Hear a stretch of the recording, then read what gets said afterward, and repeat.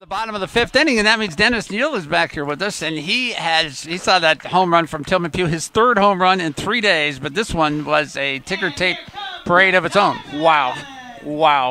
You've never seen anyone hit one over the center field fence here. Not even in batting practice. That was a bomb. And you telling us about playing with Tillman when you were with the Admirals 3 years ago? Yeah, 2014, I played on the Admirals, and Tillman was my center fielder. He was incredible athlete. He kept my ERA down a lot.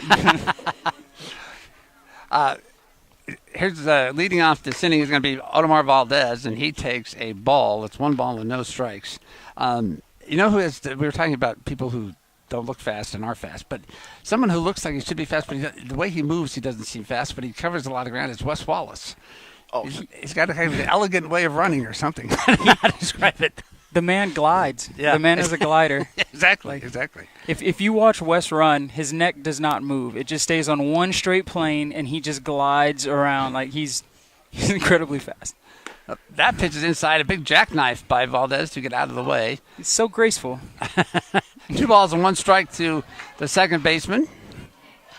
He had that ball pop up into his mitt. It seemed like it surprised him that he actually got it in this last half inning. Here's the pitch to Valdez at 2-1, and it is 3-1 now. The Diamonds they're playing catch-up again. They were down 3-0. They got the score tied, and now it is 4-3 off of yet another Tillman Pugh home run. Here's a 3-1 pitch. Fouled away, and count stays at 3-1. So we see, like Steigerwald today, and it seems like he's shaking off a lot of signs. Is that really what's happening, or what?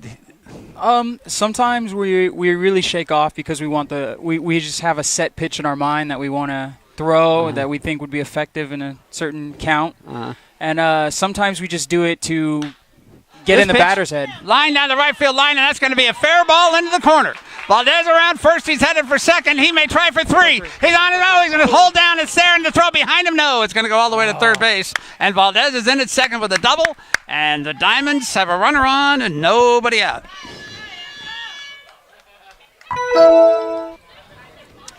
Sometimes you shake it up, and sometimes you do it just for show. Is that what you're saying, or no?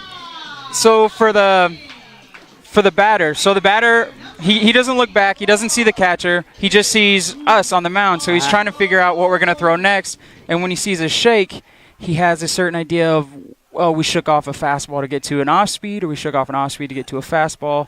So we're kind of like playing games with the batter as well. Here's a pitch to Calderon, who's in here with a runner at second and nobody out. And it's a 1 ball, no strike count to JQ, who has grounded out and doubled so far today.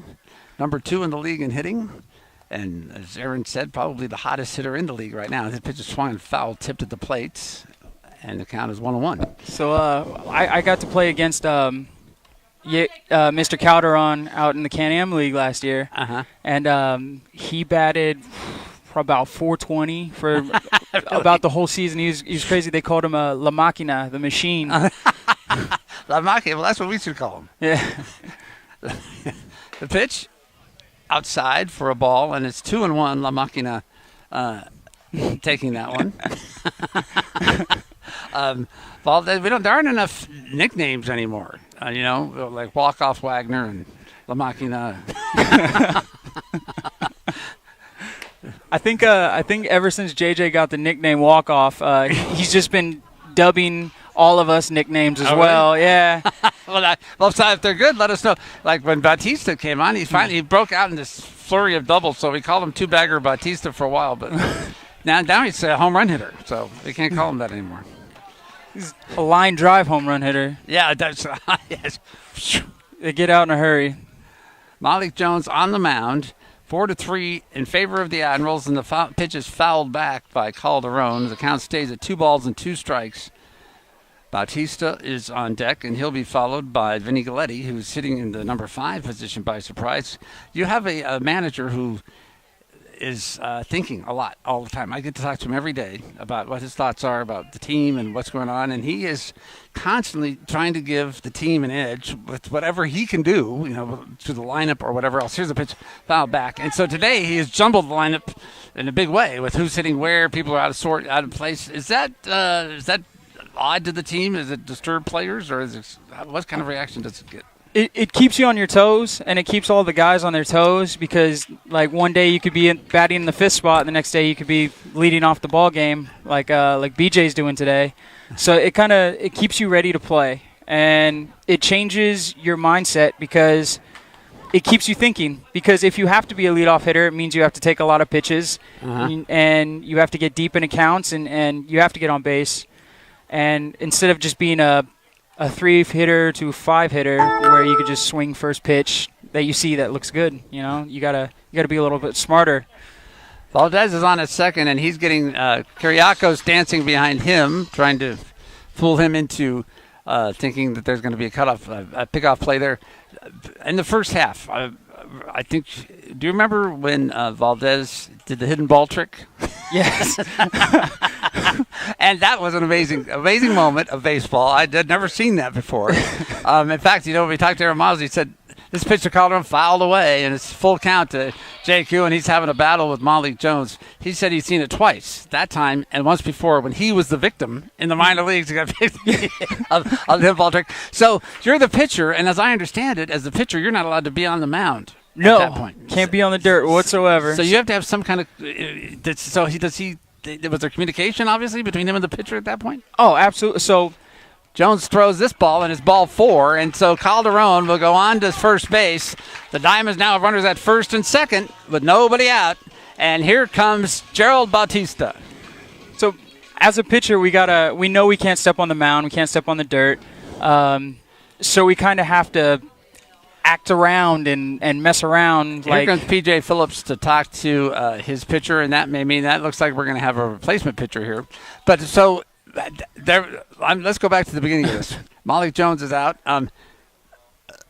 So you have to have some sign from Valdez that he's going to try to do this, right? No, it's usually when he's giving you the ball back, and instead of him actually putting the ball in your glove, he pretends to do it and just puts it in his own. Oh, so he actually walks up to the pitcher. I didn't see that part. So he walks up, looks like he's giving it to him and hold on to it. Yeah. And so don't get on the mound. Yes. It's kind of like pretend to tie your shoes, pretend you're tired and need to stretch. Just do something goofy to kind of let the batter or let the runner think that you still have the ball. Not only are these yellow jerseys kind of bright and not terribly attractive for the Vallejo Admirals, but they don't have any numbers on the front. So if we want to see who's pitching, we have to wait for that pitcher to turn around. And then when we see the pitcher's number is 16 and we look on our roster and there is no 16, we're very confused. Alex Fishburne. When are they going to get Alex on the roster? He was the same thing yesterday, wasn't he? Alex Fishburne is in to pitch for the Admirals, and he will come in with runners at first and second and nobody out. Have you done a lot of relief pitching or some relief pitching? Yeah, I've at the end of the 2014 season when I was with Vallejo, I ended up being in the bullpen due to injury. And then all of last year in the Can-Am League, I was in the bullpen. Oh, and so tell us the difference between the two. I mean, there's obvious. I mean, you can tell some obvious differences, but are there other things that maybe we don't see? It's just the preparation's a lot different because when you get to start, you have 4 days to prepare, 5 days to prepare to get your body ready for that one start, and then right after you're done, it's rinse, wash, repeat. When you're a reliever, you have to be ready to go every single day. So you have to do whatever it takes to get your body ready to pitch every single day, whether you're sore, whether you're in pain, which hopefully that's not the case. But sometimes it is. You never know. But it's just a different mindset. The pitching never changes, but it's just how you prepare, your preparation. Well, Alex Fishburne is up here, and he is prepared to meet the Diamonds with runners at first and second, nobody out. Gerald Bautista at the plate, and he leans in. Boy, they're talking about leaning in. That is someone who really leans in to get a sign. He's way down. He's got his stomach on his knee as he leans in. Here's a pitch to Bautista, bound to the right side. Over comes the second baseman. Gomez has thrown to second for one. On to first. No, we'll hold on to the ball. Kiriakos decides not to throw to first. So the Diamonds will have runners at the corners with one out on that fielder's choice, and Vinny Galletti will be coming to the plate. Alex Pittsburg is up here. This is his third appearance of the year. He has pitched 2 2/3 innings. He has not given up any runs. In those 2 2/3 innings, he has 7 strikeouts and 2 walks, which is impressive. He has 1 win, no losses. So, and as he said, he leans in to get that sign. Runners at first and third. 1 down. Galletti at the plate, and the pitch to Vinny is swung on and popped up high to left side. The left fielder will come in, and Payne has it, and tagging at third base is Valdez, and he'll score.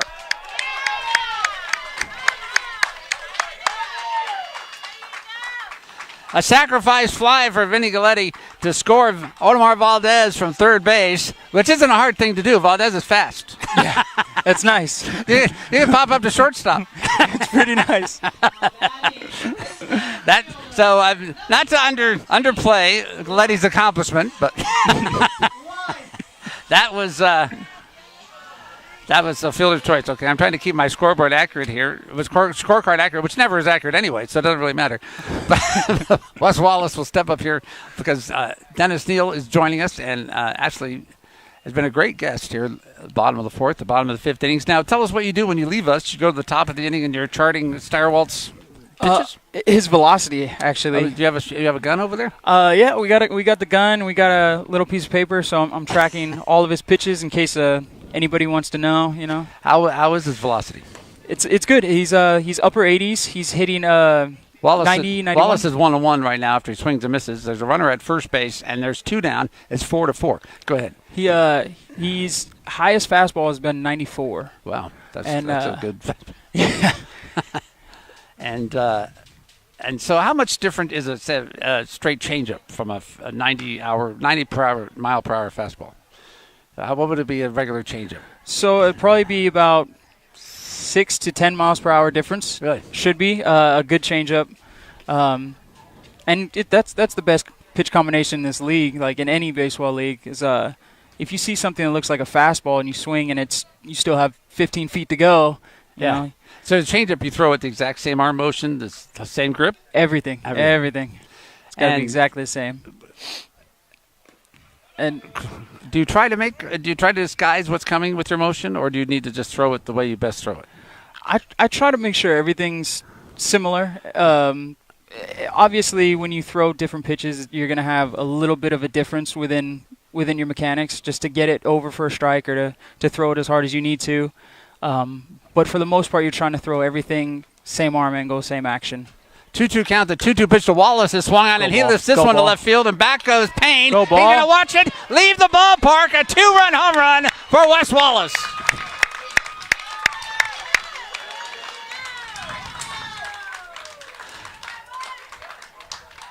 The Diamonds take a 6-4 lead here as Wes Wallace, Mr. Smooth, hits the ball over the left field wall. And we should have watched as he ran around the bases. Did his neck move or his head move? Straight line the whole time. All that. I know he just is. It's unbelievable. He does not seem to. No herky jerky and nothing. It's just smooth as can be. And that way he runs around the outfield, runs around the base pass after he hits the ball over the left field fence, and hits his 11th home run of the season for Wallace. 2 RBIs on that shot, and he has given the Diamonds a two-run lead here, 6-4. Alex McKeon steps up here. Ooh, and Alex jackknifes out of the way, and he got hit in that same area last night by a foul ball, and that was not funny. That hurt. I have never seen a catcher get more beat up than Alex McKeon. Because we've watched him all season. We say that. But you think, well, how many people have you actually seen? But, boy, he just gets hammered by the baseball, and he just always. I don't know if it's luck, if it's positioning. Whatever it is, it's not working out. He needs to change something. You think so? Maybe bigger pads. But that was a foul. Wasn't it a foul ball that hit him?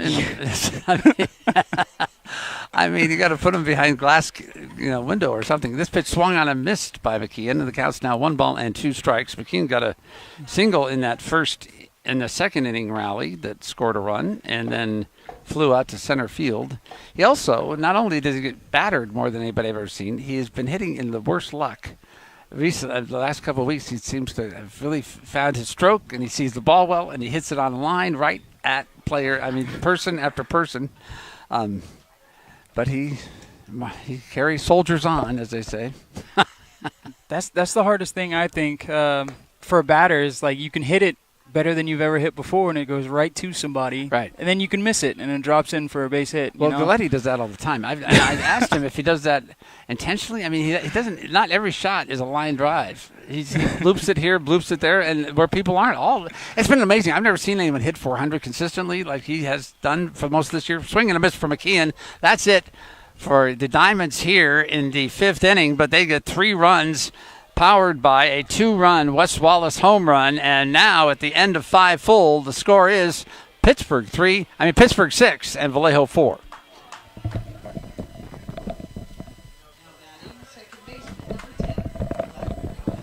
Vladimir Gomez will lead off the top of the 6th inning here for Vallejo, and they have led since that first inning when they got 3 runs this entire game until now. The Diamonds got a run to tie it in the bottom of the 5th, and then Wes Wallace with a 2-run home run to give the Diamonds a 2-run lead, and Tyler Steyerwalt takes them out for the first time today with a lead. He's facing Gomez, and he pitches a ball, and it's 1 ball and no strikes. Gomez has struck out and flown out or popped out to the shortstop. There he is. Maybe the next time Gomez comes up, we'll get a look at that ritual we talked about. Here's a pitch, and he lines this one down the left field line foul. 1 ball and 1 strike now to Vladimir Gomez. He has we talked about superstitions and traditions as part of baseball players, and he has a very strong one. It does the same thing every time he comes to the plate. Pitches outside for a ball, and it's 2 balls and a strike. Diamonds with a new lineup, jumbled all about by manager Aaron Miles. Pitch is swung on and popped up in foul ground. B.J. Gwynn is right on the foul line. Now he comes into fair territory, and he makes the catch. And very coolly throws the ball kind of behind his back almost to the second baseman Valdez. 1 away. Graylin Durkee will step up. He's grounded out twice.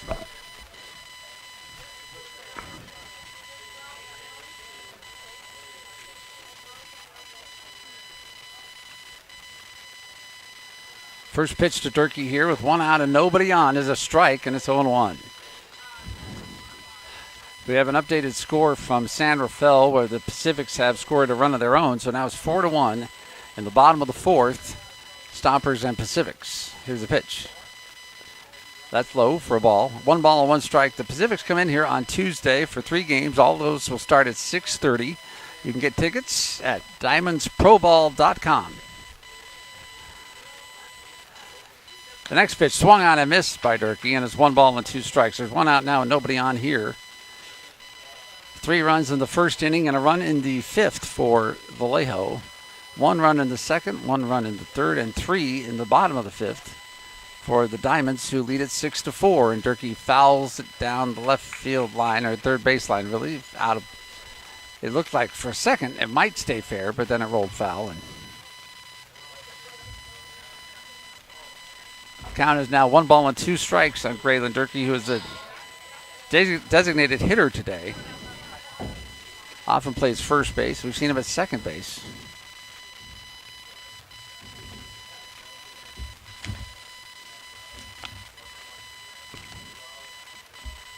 Steps back in. Deep breath. Taps the plate. The left-handed hitter against a right-handed Steyerwalt. Pitches high for a ball. It's 2 balls and 2 strikes. So there will be 21 games left after today. The Diamonds have 3 games against the Admirals. This pitch Looked pretty close to a strike, but McKeon could not convince the home plate umpire of that, so it goes full 3-2. They'll have only 3 more games left. This is the last game Vallejo will play in Pittsburgh for the season. The pitch to Durkee, and he hits this one high and deep to center field. And back goes Wallace, and he will take another look at that one as it leaves the building.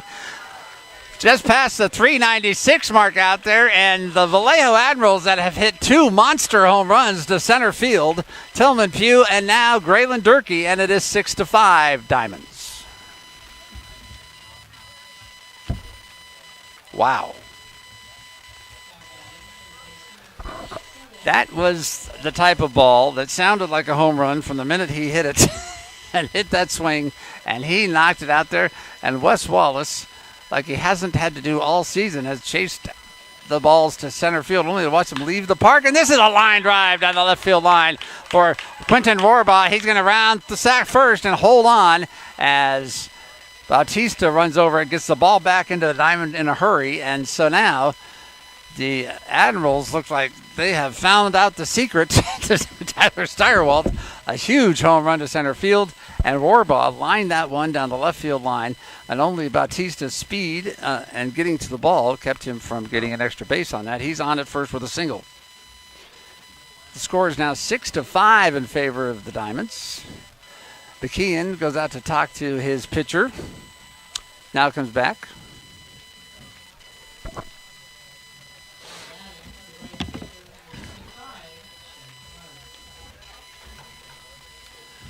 Chevy Clark steps up here.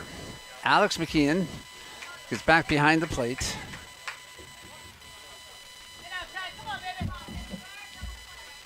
Runner at first, and Rohrbaugh has to dive back in as the throw goes over there. And as we've said before, I think it kind of gives away the mindset of the base runner when they dive back in. This ball dives back in again when they don't always have to. Indicates they're thinking about taking off. A 1-run ball game now with 1 out, and Chevy Clark at the plate. Steyerwalt comes to the plate, and it's high for a ball. It's 1 ball and no strikes.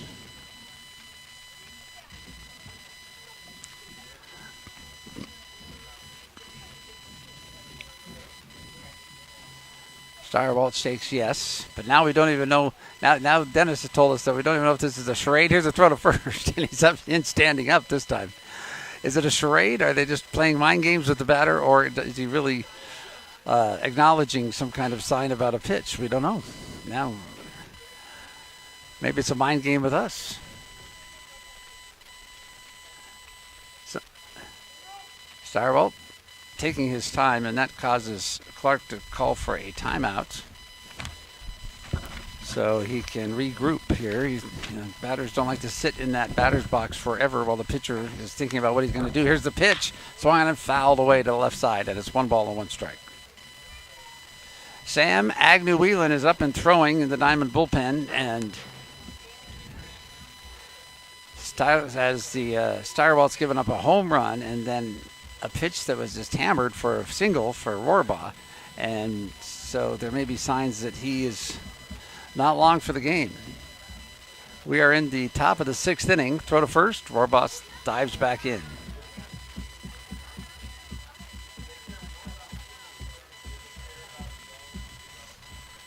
One ball and 1 strike.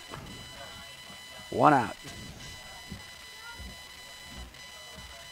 Here's a pitch to Clark. It's a strike, and it's 1-2.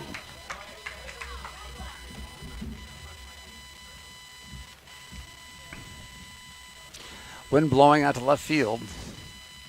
And yes, indeed, it does have an impact on the fly of the ball, according to Dennis Neal, who will be back with us in the bottom of the 6th. This throw over to first. We have also discussed the fact that Aaron Miles has told his pitching staff that he wants them aware of base runners and wants the base runners to be aware that they're aware of the base runners. And that's accomplished by throwing the ball to the bag. Here's a throw over to first, and Rohrbaugh dives back in, and he does it safely. Steyerwalt picked off Rohrbaugh at second base earlier in the game, and so it was actually got him in a rundown where he was tagged out by Steyerwalt. Starwell comes to the plate, and Clark bounds this one to Garcia at short to second for one on the first double play. So the Diamonds get rid of that threat with a double play, but Graylin Durkee hits a monster home run to give the Admirals their 5th run of the game and pulled them within a run. So at the end of 5.5 to score, 6-5 Pittsburgh. Inning, the Diamonds give up a monster home run to Graylin Durkee, and so that was not Durkee's. Dennis Neal is back with us, a pitcher for the Diamonds, who is on the inactive list, but is expected to pitch on Thursday against the San Rafael Pacifics here at Winter Chevrolet Stadium. Now we've seen 2 home runs over center field. That one wasn't dead center, but it was a hell of a shot. Surprisingly enough, I saw Joe Lewis, our relief pitcher, hit one right over the 396 sign out there. So who's impressed with Durkee? Yeah, I'm not impressed. Here's a pitch to J.J. Wagner, who is up here to lead off the bottom of the 6th. The Diamonds took the lead last time they came to the plate with 3 runs in the 5th inning, and so they led 6-4, and then Durkee's home run made it 6-5, and we're here in the bottom of the 6th with nobody out, and J.J. Wagner at the plate, 1-0, and the pitch to him is ball 2. It's 2-0. So when they come out to take a starting pitcher out of the game, or any pitcher, do you argue against it, or what happens out there? The only time our starting pitcher gets to plead his case on to stay in the game or not is after we get out of the inning. When we're on the mound, it's kind of once the coach crosses the line twice, we're done no matter what. Pitch is swung on a foul, tip for a strike, and it's 2-1. The only time we can really assure him that we got this is the first time he comes out. And then if we don't get it by the second time he decides to come out, the second time you have to come out. Yeah. But the first time you might have a chance to say, hey, I got this guy. 3 balls and a strike now to Wagner. Or do you do that often, or is it? When I get out of innings and I think I got one more in me, or more. That's back in the dugout, though, right? Yeah, it's back in the dugout. I try to talk to Aaron and see what his thoughts are, and we both bounce ideas off each other for a minute or two, and that swing and a miss is strike 2 to Wagner. The count's now full, 3 balls and 2 strikes. Wagner up here with Jose Garcia on deck, and then B.J. Gwynn will hit after him. And do you usually win or win that argument? Usually, yeah. Aaron trusts me a good amount to go back out there and get some outs, but he does trust you. He's told us that in the pregame show. So you have you are definitely one of the larger personalities on the team. I wouldn't say that. Well, that is a fact, and that just obviously comes naturally. I don't think you can invent that everything, right? You must be like that elsewhere, or no? Is that not true? Man, I just try to be goofy and have fun. I mean, I'm playing a kids game for a living, so there's no reason. Pitch is swung on a miss by Wagner. That's out number 1, and Garcia will come to the plate. There's no reason I shouldn't be having fun out here. Absolutely. No, I'm all for it. Now, tell me what you think about Sammy Gervasio, speaking of having fun. And his show on the mound, which we have talked about a lot. And in case you are not aware, Sammy Gervasio is a reliever, the closer for the Admirals, and he comes out and his hat's askew and his hair's coming out of things, but which is minor compared to the fact that he yell at the base runners. It looks like he's going to throw the ball between his legs to the first base. I mean, he's hysterical, but also borderline, showing up the other team. And pitches high to Garcia. Did he swing? They say yes, strike 1. So what do you think about his antics? When I first saw Sammy pitching, I didn't like it. I thought it was showing up the game. I thought it was atrocious, just a terrible attitude. I hated it. I wanted him out of the game. I wanted to win. I wanted to bat around and all that. But getting to know the guy, seeing him every week pretty much, he's just a funny guy, and he's out here to have fun and play baseball, and he has always pitched like this. Even when he pitched in the major leagues, he pitched like this. So, I mean, that's who he is as a person, and I respect it. And he just now I find it kind of funny. Well, there's a pitch is high for 2 balls and a strike. We asked Aaron once. I said, "Well, are you irritated by it, or you think about it? And he said, "Well, I don't know if we're irritated or we're entertained." He is. When you see what has impressed me is that pitch is high to Garcia, and it is 3 balls and a strike with 1 out. Is that I see him before the game hitting fungos, and when he's been the pitching coach the entire weekend practically. He's going to come out, talk to the pitchers.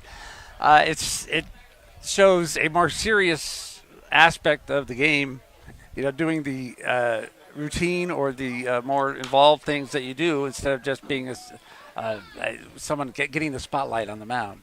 Yeah, he's not just a crazy guy out on the field. He's actually a really good teammate and just a good person in general to be around. He kind of gets his guys excited to play and to be around them and to be at the baseball field. So that's a good quality to have in your dugout.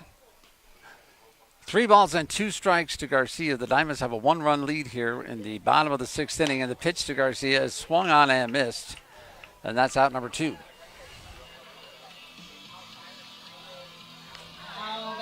Now we go to the top of the order, and B.J. Gwynn, who was led off here today for the first time this year. He's struck out, he's walked, he's grounded out to short. He's been playing first base for Galletti, who has some kind of foot injury, and he's had that all season, it seems like, and it doesn't seem to get any better, dude. Oh, well, Vinny's my roommate. Oh, really? Yeah, staying in the same with the same host family, Eric Wilkins. He's a great guy. So I've been trying to get Vinny to heal properly, but just, man, the guy's made glass. Really? The big softy. What is he, 6'4", 6'5"? Well, both of you, that's a tall pair of roommates. Yeah. How tall are you? 6'3". 6'3"? You seem taller. Maybe it's your hair. Sometimes it's out of control. Yeah, the hair gets me a few more inches. It's nice. But right now, it's just peeking out the back of your cap in case you know that pitch is a strike. 1 ball and 2 strikes to B.J. Gwynn. And he's been a good addition to the team. Yeah. Gwynn, since he came on about 3 weeks ago. He's swinging it for us. That's what we need. We need our bats, and we need some guys to pick it up a little bit and help us when us pitchers aren't doing our job per se. The bats are looking good today. They weren't looking so good earlier this week, and that was not Gwynn's best swing of the year. And that's strike 3. So he is going to sit down after that, and that is the 3rd strikeout of the innings. So I think so. Struck out the side. All right. Well, thank you for being with us, Dennis. No problem. We look forward to maybe getting a chance to talk to you. Will you be on the active list on Tuesday and Wednesday? I come off the inactive list on Thursday. So if you're around here this week, we'll have you on again. Absolutely. All right. Thank you. Take care. Hey, life after baseball. Sam Agnew-Whelan is coming to take on the pitching responsibilities for the Diamonds here. Agnew-Whelan is 1-1 on the season. His ERA is 7.36. He is making his 10th appearance. He started 3 games. He has 1 save, a 1-1 record. In 22 innings pitched, he has 32 strikeouts and 17 walks. He comes in here with the Diamonds leading 6-5, top of the 7th, and the first pitch to Kiriakos is a strike, and it's 0-1.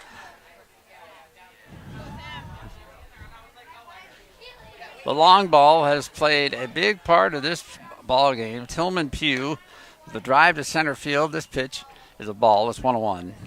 That goes right over the dead center field fence. And then Graylin Durkee with a home run just to the right of that one in center field. So those 2 homers have had a big part to play. Here's a pitch, a strike, and keeping the Admirals in the game because Wes Wallace hit a 2-run homer in the 5th inning that has been part of their 6-run assault, and they lead by 1 run now, 6-5. Here's the pitch. It's high for a ball, and it is 2 balls and 2 strikes now to Kiriakos, a shortstop for Vallejo, who has singled, struck out, and hit a sacrifice bunt back in the 1st inning. So he's 1 for 2 with a 2-2 count here from Sam Agnew-Whelan, who swings and Kiriakos swings and fouls it away. Agnew Whelan made a big debut back in June 30th when he first came here from Kansas. He was playing for a team in Kansas, and he went 6 innings and gave up just 2 runs, earning the win against San Rafael that day. Here's a pitch. Kiriakos hits this one to the right side foul, and it is out of play.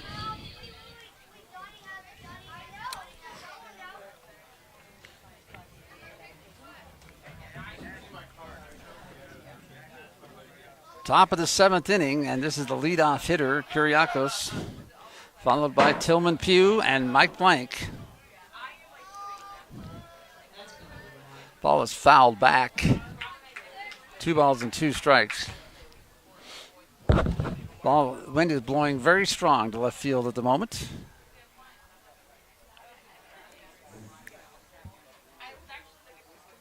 Agnew Whelan to the plate. Swung on, bounded high over the mound, picked up by Garcia, who comes in and throws him out.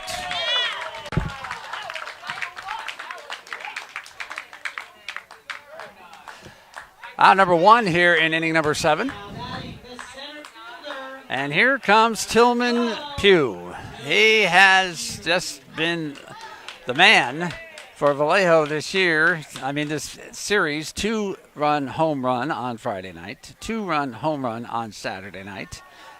The longest home run ever witnessed by Dennis Neal at this ballpark in this game in the 5th inning. 3 home runs in 3 games.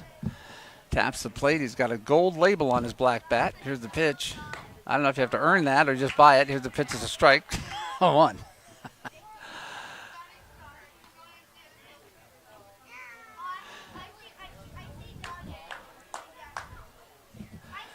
Pugh set at the plate again. No balls and a strike from Agnew Whelan. And the pitch is bound to the left side and into the foul territory goes Wagner, who lets it go by. You know, there's a decision to be made when that ball goes foul. And I think Wagner had decided it was foul anyway, but why mess with it? Because by the time he got it, Pugh would have been to first base and beaten it out. So now there's 1 out, nobody on, an 0-2 count on Tillman Pugh.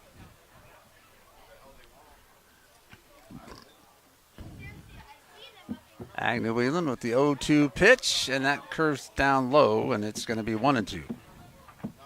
Other than his home run in the 5th, Pugh walked in the 1st inning and then flew out to Wes Wallace in center field back in the 2nd inning.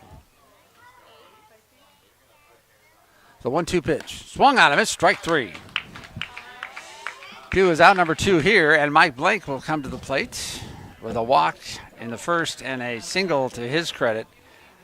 Blank hit a home run last night as well in the 8th inning that made a 1-run game a 2-run game, and we've all talked about how important that is when you go to the 9th inning to have that extra insurance run.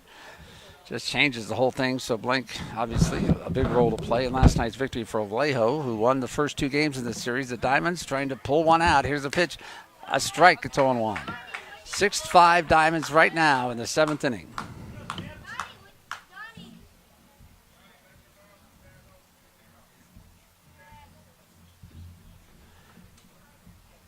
Agnew Whelan with the pitch, and that one is swung on and missed for a strike, and now it's no balls and 2 strikes to Blank with 2 down.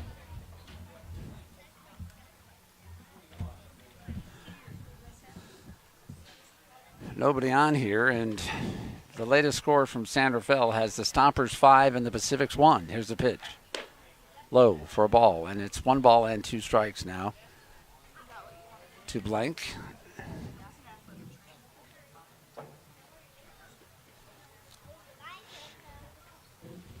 Right-handed batter against a right-handed pitcher. This pitch is low for a ball, and it's now 2 balls and 2 strikes. Diamonds play Blank straight away and deep.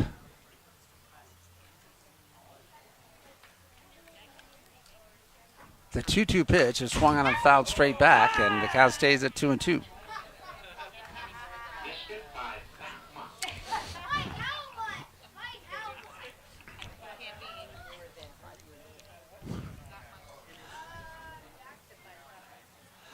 Two count with 2 outs, nobody on. Agnew Whelan trying to hold on to a 1-run lead for the Diamonds here.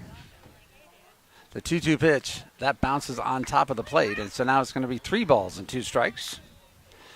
Sean Payne waits on deck in case Blaine can keep this inning alive here for Vallejo. Diamonds in second place now. 3 games behind the Stompers, who are winning today 5-1. 2 games ahead of the Diamonds. That pitch is low for a ball, and there goes Blank to first base with a walk. Sean Payne will step up here with a double in 3 tries.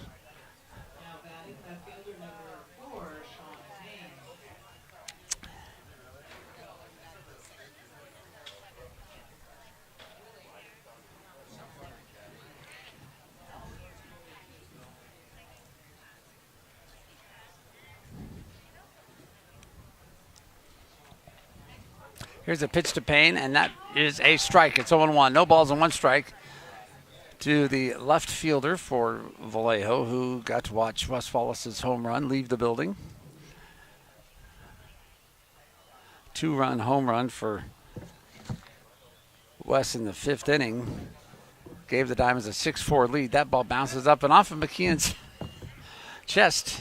It's nice sometimes to have your impressions validated by someone who has, more knowledge of a situation than you do. And when Dennis Neal says he's never seen anyone get hammered by the ball more than Alex McKeon, it validated the impression I've had.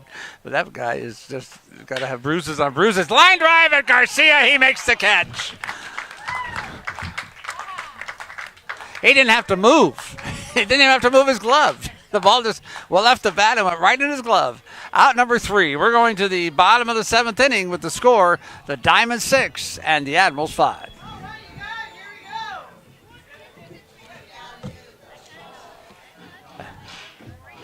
Here comes Odemar Valdez. He struck out looking in the 1st. He singled and scored a run in the 3rd. He doubled and scored a run in the 5th. And he steps in here with a 1-run Pittsburgh lead. They'd love to add to that, of course. Joe Lewis warming up in the Diamonds bullpen. Sam Agnew-Whelan came in and pitched a 7th inning, giving up 1 hit and no runs. No, giving up a walk, and no runs. Squaring to bunt. Valdez bunts it foul, and it's 0-1. Odemar will square to bunt almost every at-bat. He squares to bunt at some point. Not always actually bunting. Sometimes he pulls it back. But this time, he bunted at the ball, and it went foul. So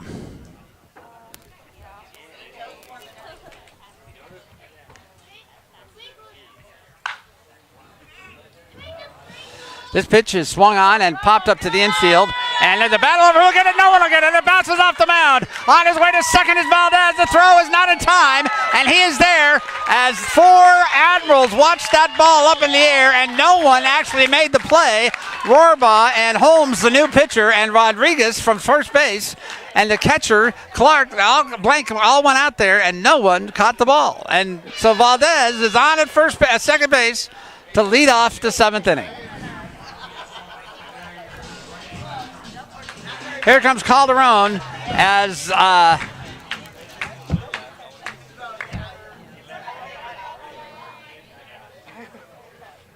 Holmes and come in here to pitch for the Admirals. He's making his 22nd appearance on the year. He's pitched 30 2/3 innings so far with 36 strikeouts and 26 walks. He's given up 15 earned runs. His ERA is 4.40. And that was an interesting play as the entire infield much of the infield for the Admirals watched that ball come crashing down on the mound. Here's the pitch to Calderon, and it's a ball. It's 1 ball and no strikes. That's going to be a hit, apparently, for Odemar Valdez. An infield double. Here's Calderon, the pitch to him inside for a ball, and it's 2 balls and no strikes. Well, the Diamonds, looking to increase their lead, just got a gift from the Admirals that they would sorely like to take advantage of. Here's the pitch to Calderon. He swings and launches this one to the right field. Is it going to be fair? It is Foul. It's called foul by the home plate umpire, who has a great view of it. I could not see where it landed. I lost track of the ball, and it was called foul. Now, Calderon arguing his case at the plate. And that was as close to a home run as you get.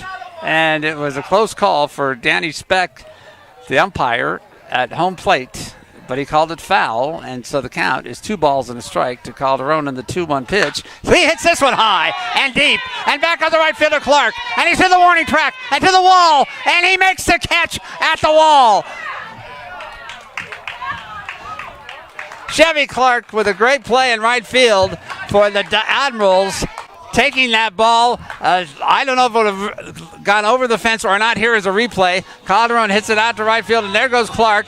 Going up to the wall. It looks like it could have gone over the wall. I don't know if he got a home run from him or an extra base hit, but whatever the case, he was out, and now the Admirals are throwing the ball to second base to see if they can get a call on Valdez for leaving too soon. Valdez tagged and went to third, and so he's at third base. Gerald Bautista will come up here with an insurance run, standing at third base in the person of Audemars Valdez. 1 out. Conversation at home plate between the home plate umpire and the catcher, and then he relays something to the pitcher, Holmes, but I'm not sure what that was about. I do know that the Admirals' infield is in. You can see them in there on the infield grass trying to stop this run from scoring. Here's a pitch to Bautista. It's a ball. It's 1 ball and no strikes.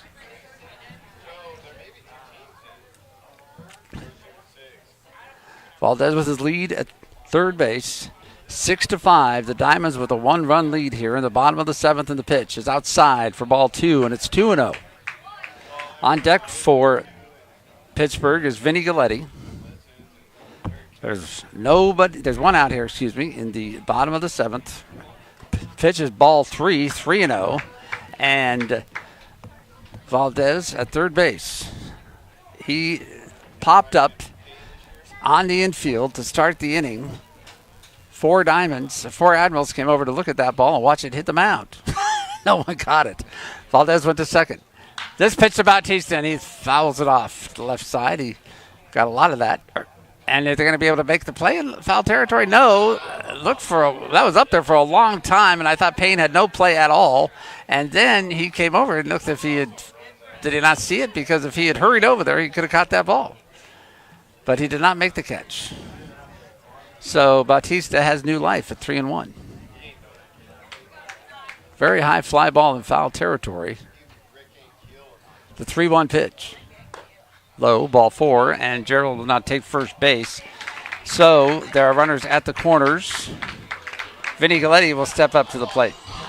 So Valdez on that high pop-up, he gets to second base with all the confusion and the surprise that happened when the ball hits the mound.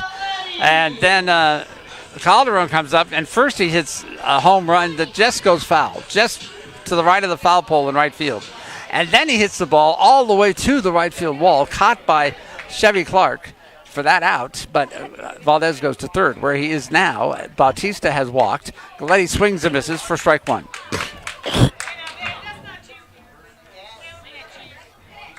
Galletti walked in the 2nd inning. He struck out in the 3rd inning, and he had a sac fly in the 5th inning. So he is 0 for 1.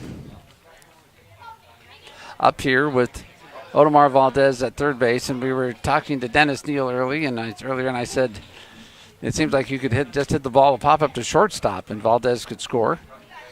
He's fast enough. He scored on that sacrifice fly from Galletti before, and the Diamonds would certainly like to see a repeat. The 0-1 pitch. Swung on, and this ball is lifted to left field. Certainly that's going to come in. In comes Payne with a catch, and here comes Valdez in the throw to the plate, and he is safe. And the ball gets away behind home plate, and on to second base goes Bautista. The Diamonds have scored, and it's 7-5. So that was a test of my theory, because that was a short left field fly ball, and it not only was it shorter in left field, but allowed Payne an opportunity to come in and catch the ball on the run and give him all the momentum behind his throwing arm on his throw to the plate. It could have been close at the plate, but the ball got beyond Blank, the catcher, and so Valdez scored, and then Bautista took second when the ball went back to the backstop. Second sacrifice fly for Galletti, and his second RBI on the day, and the first pitch to Wes Wallace is a strike, and the snowball's a one strike. Galletti comes in here today with 50 RBIs. He now has 52, and that would put him one behind the RBI leader. That pitch is a strike. Jake Taylor, who has 53, we're not sure if he has done anything in today's game or not. 52 RBIs on the year now for Vinny Galletti, one behind the league leader. Bautista is out at second base and causing some consternation for Holmes, who got off the rubber for a second.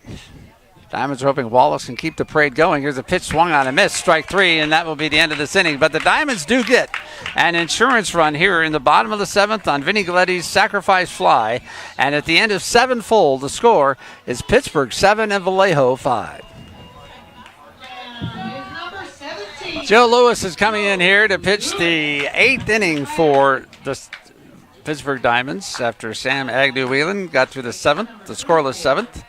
He'll face Ryan Rodriguez, Vladimir Gomez, and Graylin Durkee, the first 3 batters expected.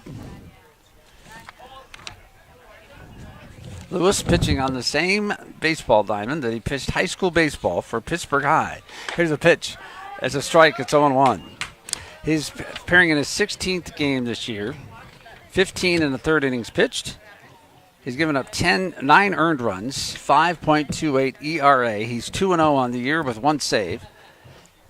This pitch is high for a ball, and it's 1-1. In those 15 in the 3rd innings, he's struck out 21 batters and given up 10 walks. Joe Lewis, big guy, tall and built well, comes to the plate 1-1, and he gets a strike, and it's 1-2.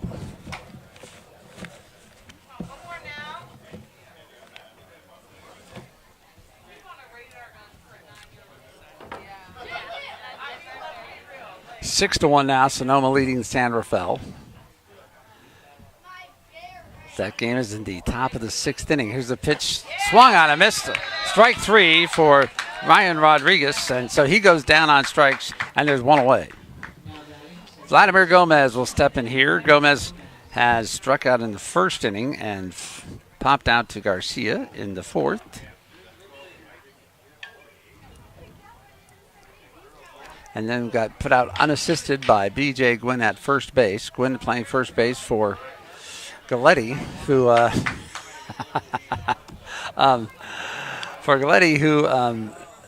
usually plays first base, but is hurting his foot, and it has a hurt foot, and I'm only laughing at what Dennis Neal said about Galletti. Here's a pitch grounded to the left side at Garcia. He's got it. He looks at first. He throws to Gwynn, and that is out number 2. He said Galletti is his roommate, said he's made of glass. He was kidding, of course. Galletti, the MVP first baseman for the Diamonds, having an MVP season, leading the league and hitting the entire year, getting up as high as 420 now, has been brought back to earth somewhat, but for him, back to earth is like 370. So that's quite a season by any standard. So they're 2 down now, and Graylin Durkee steps up here. Last time we saw Mr. Durkee, he was trotting around the bases after hitting the ball over the center field wall. A big home run, and that had pulled the Admirals to within a run. The Diamonds have now pulled out again to a 2-run lead, and it is 7-5 here in the top of the 8th inning. Lewis to the plate. That pitch is outside for a ball, and now warming up in the right field bullpen for the Diamonds is Jordan Brink. Brink, the closer for the Diamonds, seems to have regained that title. I don't know if he ever lost it. Here's a pitch from Lewis as a strike, and it's 1 ball and 2 strikes with 2 outs, nobody on here in the top of the 8th inning. There is a left-hander up and throwing in the bullpen for Vallejo. The pitch from Lewis, outside for a ball. 2 balls and 2 strikes now to Graylin Durkee, the DH for Vallejo, 2 down and 0 on. 7-5, the Diamonds are leading. 9 hits for Pittsburgh, 10 hits for the Admirals. Bright orange versus bright yellow. Lewis taking a while. Durkee steps out. So everybody here knows that Durkee could pull the Admirals back to within 1 run with a swing of the bat. The pitch is in the dirt and gets back to the backstop. So it's now going to be a full count on Durkee. 3 balls and 2 strikes.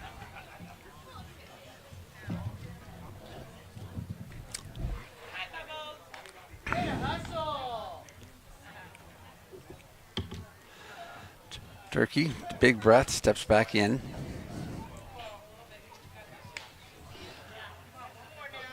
Lewis looks. The 3-2 pitch is ball 4. So now Durkee will trot on down to first base with a walk, and it will be Quentin Warbaugh, the third baseman, who will come up here representing the potential tying run for Vallejo as we're in the top of the 8th inning, 7-5 Pittsburgh. Warbaugh struck out in your second inning, singled in the 4th inning, and then was caught down on a rundown on a pickoff play. And then he singled again in the 6th. So he is 2 for 3, but responsible for 2 outs at the same time.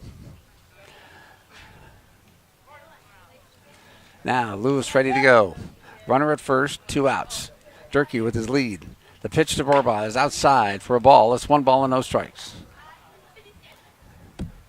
Diamonds trying to get a game back from these Admirals, who have become the surprise team of the Pacific Association in the second half.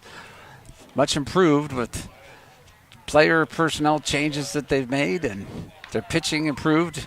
The pitch is outside for a ball. It's 2-0. The Diamonds will have 12 games against the Pacifics in the remaining 21 games that they have. They have 3 against the Admirals after today, and those are all 3 are in Vallejo, and then they have 6 left against the Stompers, a home-and-home situation with them. So all those times that they are playing the Pacifics, that means these Admirals and the Stompers will be meeting each other. Here's a pitch, and that is a strike, and it's 2 balls and a strike. So 12 games between Vallejo and Sonoma, who are second and first at the moment. The Diamonds trying to get within a game of Vallejo now if they hold on to this lead. 2 balls and a strike. Lewis winds and delivers. This pitch fouled back to the screen, and he stays alive at 2-1. Or 2-2, excuse me. There's Durkee on at first base, being held there by B.J. Gwynn. Having themselves a conversation.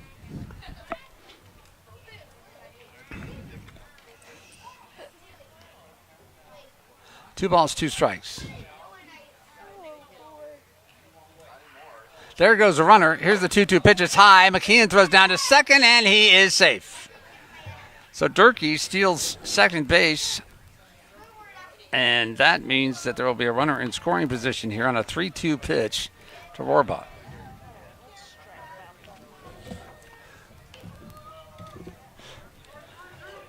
Durkee making nice with Gwynn and then steals second base. Can't trust anybody these days. 3-2 count.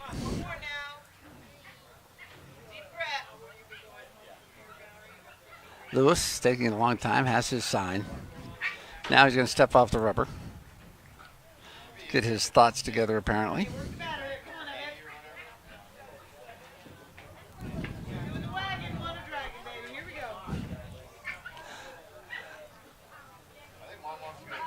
The 3-2 pitch from Lewis. That's outside for ball 4, and so he has now walked 2 batters in a row. The first one stole second, so their runners at first and second with 2 outs. And we're going to the top of the order in Chevy Clark. Clark is 2 for 4 today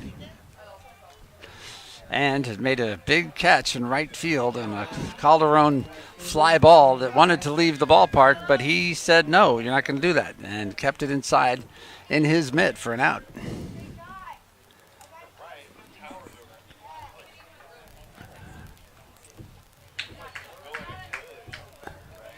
2 outs, 2 on. The pitch to Clark is a ball. It's 1 ball and no strikes. On deck, David Kiriakos. Top of the 8th inning. Wind is blowing strongly to left field.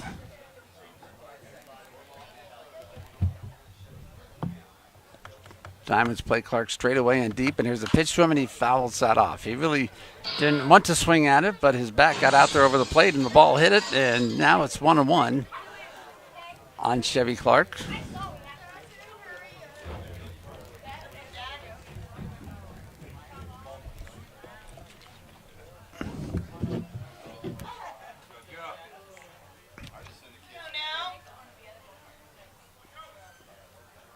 Lewis wipes the sweat off his face for a second. 1-1 count. 2 walks have turned what looked like an easy inning into a bit of a predicament here for Joe Lewis. Here's the pitch. That's a strike. 1 ball and 2 strikes now as he gets out in front of the count on Chevy Clark. He tries to end this right here. Jordan Brink has completed his warm-ups in right field. He's just standing there watching what will develop here on the 1-2 count. The Diamonds with a 2-run lead, 7-5, and the Admirals with 2 runners on and 2 outs. The pitch to Clark. Swung on a line drive. Isla Garcia, who makes the catch. Garcia with 2 steps to his left, put out the glove, and it was done. Out number 3, we're going to the bottom of the 8th with the score, Pittsburg 7, Vallejo 5.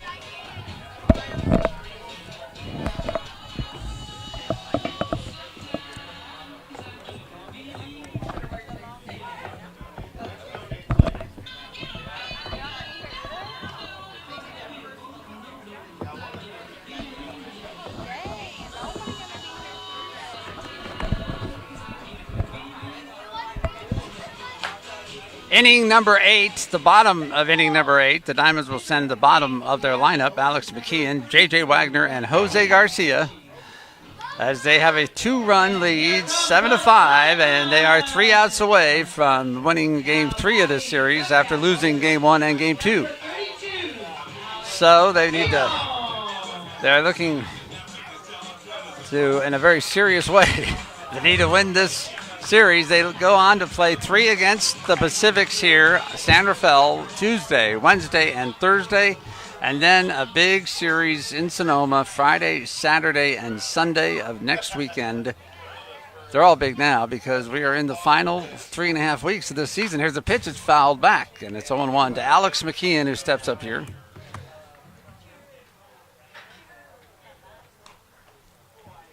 Diamonds are 5 games out of first place, 2 games behind second place Vallejo.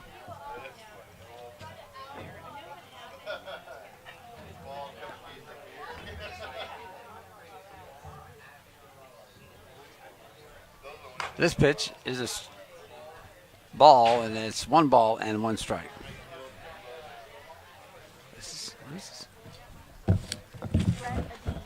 Brett Adine is coming here to pitch for the Admirals here in the 8th inning, trying to keep the Diamonds within 2 runs. This pitch is outside for a ball, and so the count goes 2-1 now to Alex McKeon. Brett Adine is familiar with the Diamonds as he's been pitching this weekend. This is his 14th appearance. He's got a record of 1 win and 5 losses. This pitch, McKeon smacks the left side, and that's foul.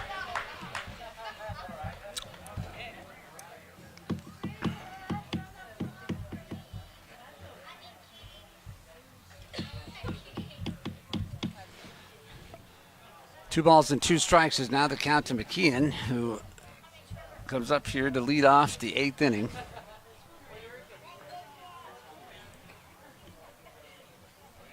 That pitch is inside, and he has to scoot away from it. So it's going to be a full count now to Alex McKeon. This is Dean knows the Diamonds because he has pitched both on Friday night and on Saturday night here. Pitching 2 1/3 innings total, giving up 1 hit and getting 1 strikeout. Here's the pitch. Swung on and fouled away, and so the count stays at 3-2. He did not, no runs were scored. So He is here for his third straight appearance in this series. 3 balls and 2 strikes to Alex McKeon.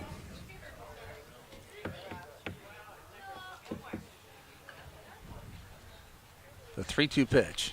Swung out, whacked to the left side. There's Rohrbaugh at third base, picking it up, and he throws across the diamond for the out, and that's out number 1. That brings up J.J. Wagner, who's had a busy day. He's 2 for 3. Singled in the second inning, singled in the fourth inning, and then struck out in the 6th inning. He comes up here with nobody on and 1 out. Bottom of the 8th inning. There he is.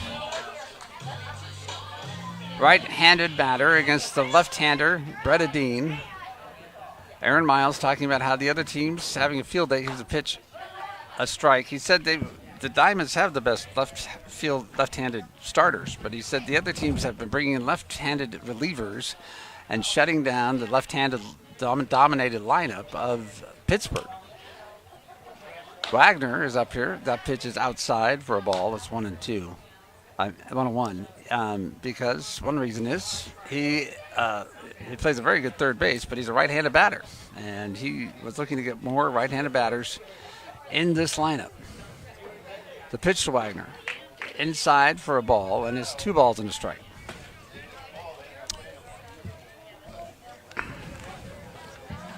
There's Aaron Miles now. His brain's always turning, thinking about ways to improve the Diamonds' chances, and that's impressive to watch, actually. This lineup today is the product of just that type of thinking, trying to figure out what the best thing to do is, and it's different than any lineup that they've had all season. Galletti hitting 5th, Bautista in cleanup, Gwynn leading off. Here's the pitch. Adine hits the strike, and it's 3 balls now and 2 strikes to J.J. Wagner with 1 out. He's going to get his batting gloves right and step into the batter's box. 3-2 count. The 3-2 pitch. Swung on and lined left side foul off the screen and down the line. And so we will all get back to 3 balls and 2 strikes.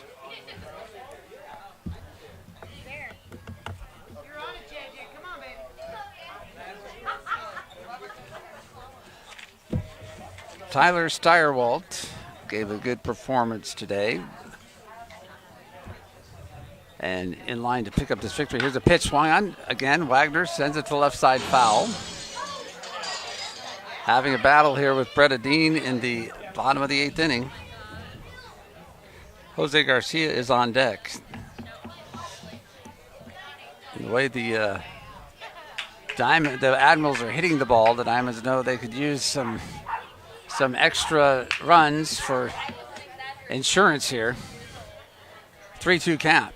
The 3-2 pitch to Wagner. Swung on and he hits this one high and foul. And very high. And over the light standard up there. Unbelievable. Very high. Very far. Really almost. I don't know if people are parked out there. What is out there? That's Railroad Avenue out there. Someone driving down the street can have a ball hitting their car. Don't hit the taco shack. What are we going to do for tacos? Here's the pitch. Swung on, and this one stays fair. It goes right to Brett Rohrbaugh and through his legs. Quinn Rohrbaugh, and he went through his legs. And so J.J. Wagner will be on at first base.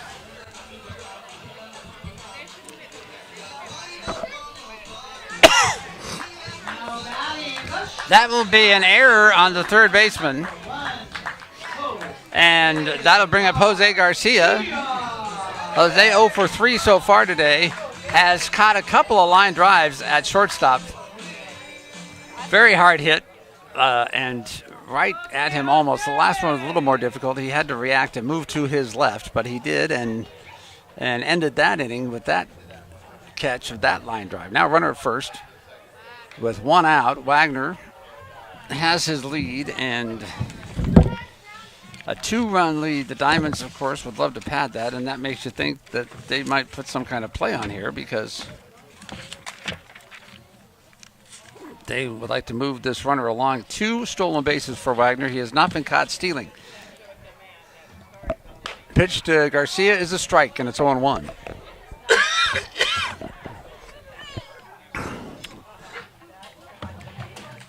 Wagner gets his lead again. Garcia getting settled in the batter's box. With that split screen, that's a lovely shot. You can see Wagner's lead. He swings and fouls this one back, and it's no balls and 2 strikes. B.J. Gwynn is in the on-deck circle with 1 down and a runner on.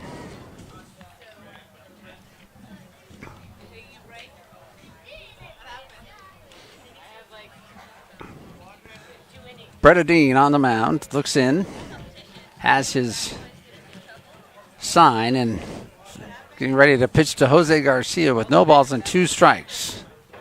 He steps off the rubber and sends Wagner scampering back to first base.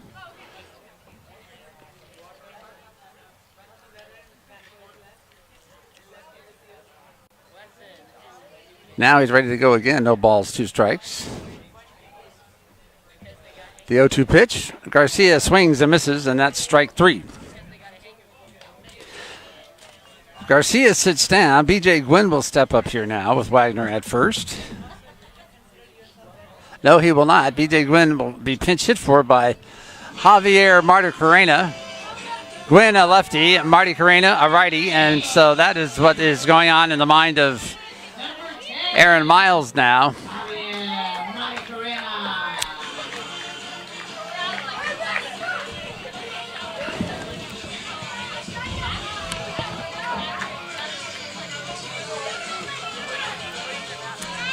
Right-hander Marty Carrena will face the left-hander Adine.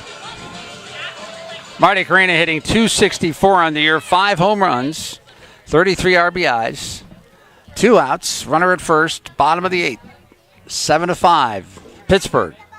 Here's the pitch. That's a strike. It's 0-1.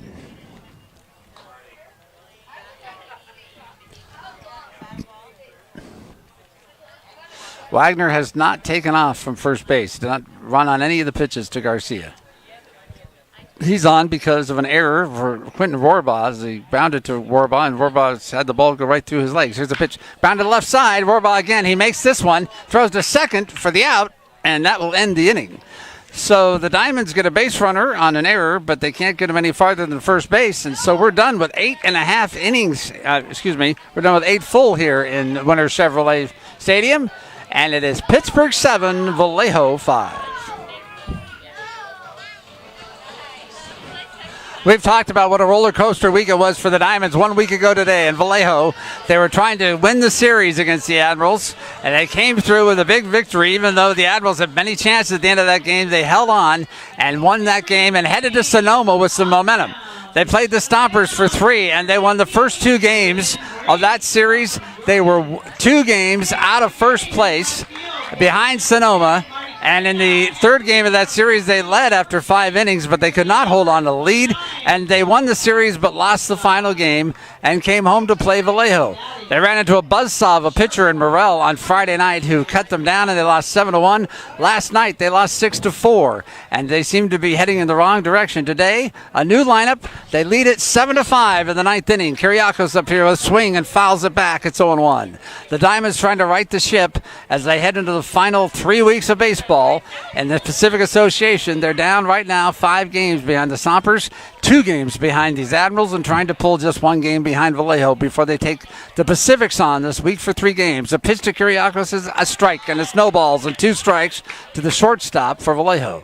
7-5, Pittsburgh with the lead.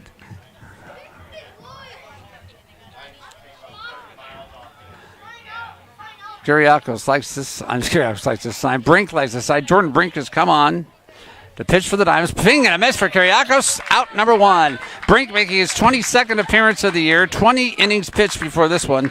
He's given up 12 runs, 10 of them earned for a 4.50 ERA.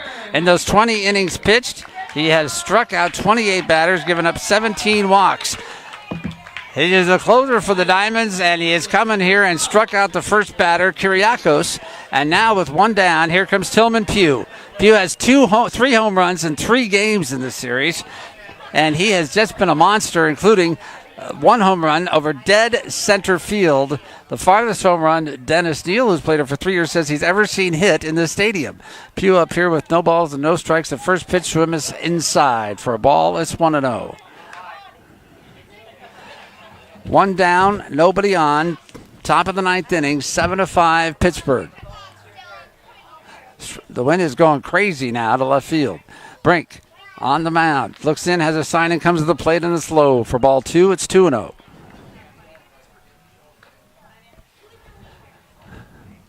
You could get a pop-up that might go over the left field fence the way that flag is going. There's a look at P.J. Phillips, the manager and third base coach for the Admirals, doing his exercises. Or maybe that might be a secret sign we're not aware of. Here's a ball, rounded right at Garcia. He gets an easy hop. He looks at first. He throws, and he got him. Tillman Pugh grounds out to Garcia, and the Diamonds are down to one more out. For they beat Vallejo and pull within a game of the Admirals in second place. Mike Blank will come to the plate. 2 down and nobody on.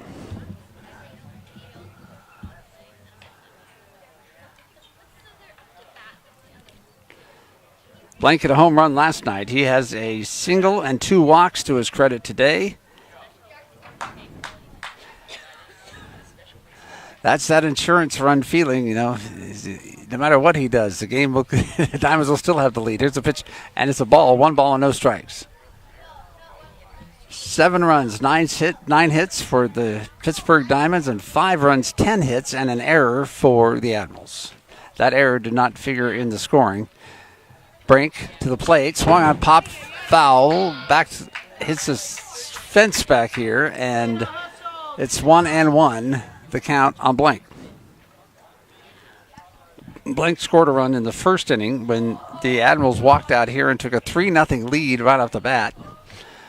After winning the first 2 games, it made you think for a second, well, here we go again, but things have been different. Here's the pitch. Strike 2. It's 1 ball and 2 strikes, and the Diamonds have the Admirals down to their last strike.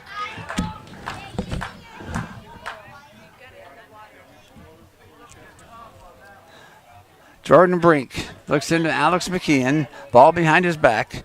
Brink has gotten a strikeout and then a ground out, and this pitch is called strike 3. The game is over. Jordan Brink with 2 strikeouts in the 9th inning, and the Diamonds come on to win 7-5 today on a Sunday afternoon in Pittsburgh, where everything suddenly seems bright again. After losing the first 2 games of the series, after losing the final game in Sonoma, the Diamonds have pulled out a victory here and pulled within a game of the Admirals as they close out this week looking at a 500 record. And Aaron Miles said before this game, we cannot afford to have a sub-500 week. We have to win this game. And sure enough, the Diamonds come through. As you look there at the end of the line is Wes Wallace, who hit a home run, a 2-run home run for the Diamonds, a big part of their 7-5 victory. And they will have a day off tomorrow and then host San Rafael for 3. A big day to change. The momentum is such a huge part of sports. And for the Diamonds, this was a game where they took control of their momentum by winning and beating Vallejo 7-5. Thank you for joining us. Scott McDonald for Tony Schultz, who had today off. He'll be back with us on Tuesday, and we appreciate you being with us. We hope you'll join us on Tuesday. Today's final score, Pittsburgh 7, Vallejo 5. Have a great night.